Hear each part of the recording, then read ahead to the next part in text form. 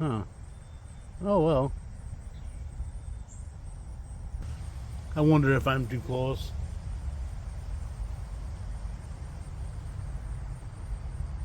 Because I'm standing up. So maybe if I pull my chair back a little bit and just sit back and sit down.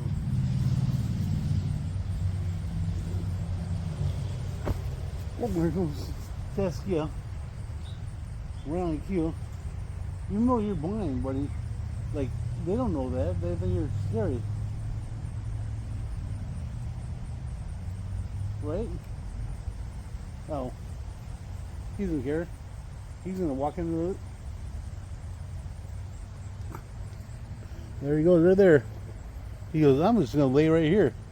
And if the bird's coming close to me, that's their own fault. So, he is such a cute dog, so I guess it's alright. Yeah.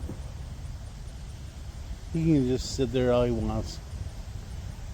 Especially, in his old age, he's like, I don't care much.